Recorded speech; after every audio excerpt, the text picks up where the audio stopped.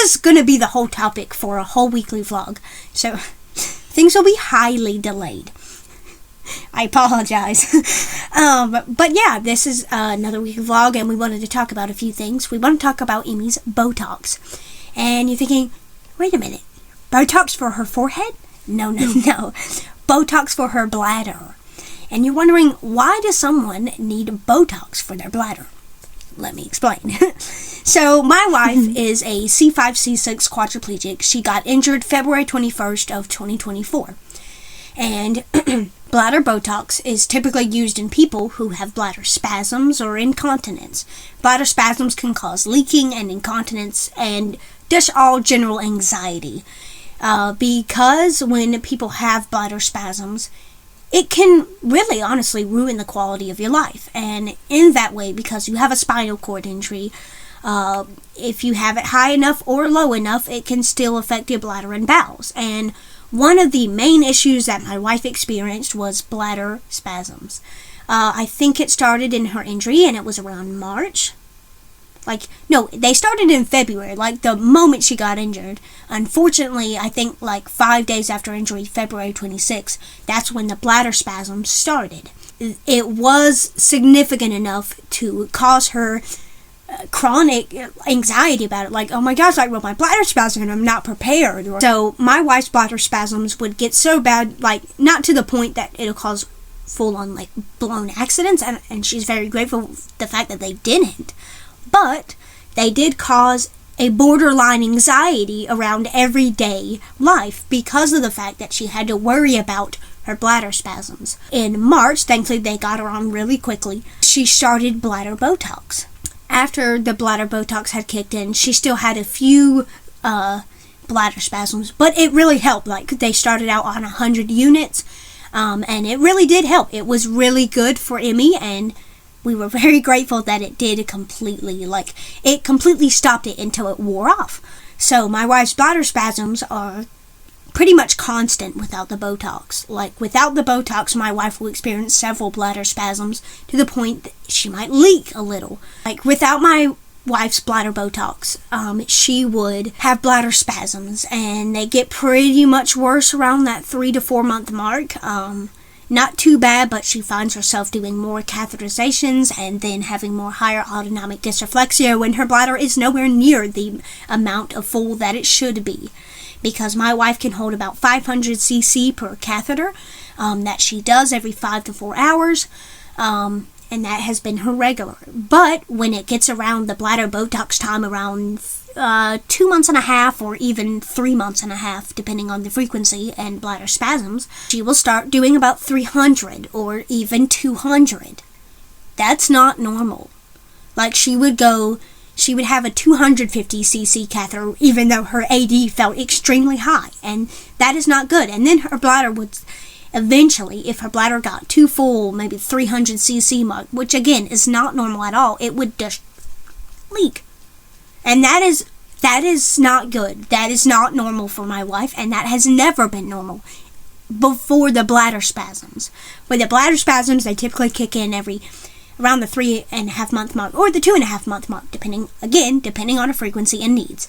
My wife does, again, a 500 cc catheter, and then it only turns into 250 quickly, which is not good. And that's hardly 2 hours. From my understanding, she typically gets Botox every 4 to 6 months. Our apologies for making this so long. So if we talk about other topics and we are just constantly mixing things up, we do really apologize. But I think we have the schedule down. So my wife got it in March of 2024, right after a UTI and right after her spinal cord injury because her bladder spasm was getting bad. And then her second one was July of 2024. And then her insurance was being funny.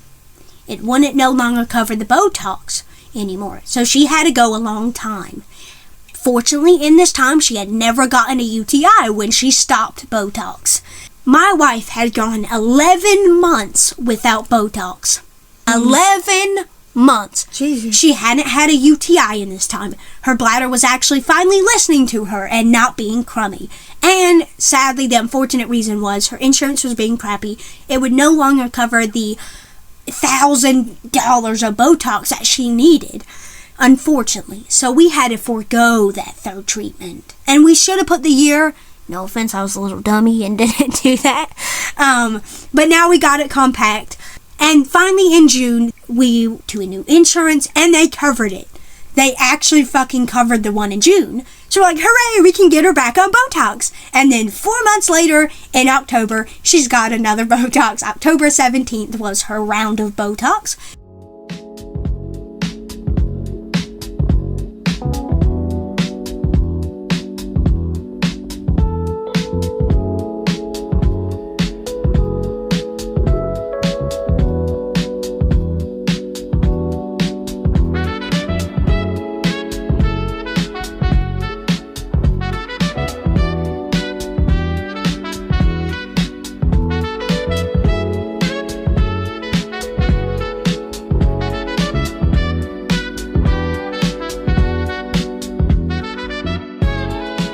She did really well, and they decided to use laughing gas instead because one of the main reasons why she would be sedated during those procedures is because she has a possibly quite literally deadly condition called autonomic dysreflexia, which happens to people T6 or higher in spinal cord injuries. And they wanted to keep her sedated due to the fact that it might be firing and they don't want it to happen. Like, they wanted to keep track of everything, and thankfully it never had, so she got the laughing gas one, and she did pretty well. She did have high amounts of AD during this procedure, not due to the needles. We think it's due to the fact that her bladder was a little too full, more fuller than we wanted it to be for further procedure. But yeah, here is the rundown of all my lovely procedures. March of 2024, I got my first bladder Botox procedure. That was covered by insurance. And then July of 2024 as well. When I went 4 months without Botox, July, they also covered that. And then I went 11 months without Botox, which is insane. I went almost a year. I stopped for 11 months because I didn't have any random UTIs. Thankfully, my bladder spasms had calmed down and weren't that crazy. We were drinking more water and we were working out during that time, so I think that helped it a lot. And then in June, it started getting a little bad again because, not really bad. It's just we finally found an insurance that could cover it, and I felt a lot better being on the Botox than off. I would have these bouts every few months or every month where I would get really scared if I felt the sudden AD, like I barely had a few minutes, because my bladder would spasm and then leak, which is not good at all. So, sure, I went 11 months, but not comfortably, because insurance wouldn't cover it, and I had a lot of these issues. Thankfully, the insurance covered the one in July. October 17th was my current and last one as of currently. So, I would have been shocked if I got all 4 in 1 year, but I had gone a long time without Botox. Almost a year. That is insane. But I had my Botox recently. It went well, pretty much fine. I had my Botox and I'm doing good. And I feel a lot more comfortable on the Botox than without it. So I've had 4 procedures of Botox. I had 2 last year and I've had 2 this year. My 5th one is scheduled in February or March. So yeah, I appreciate you guys for watching my little Botox thing and all the fucking struggles we had trying to figure it out. Once again, we do appreciate you all for watching, and we'll see you next time. Bye. Bye. Procedure is scheduled for March. Fucking hell.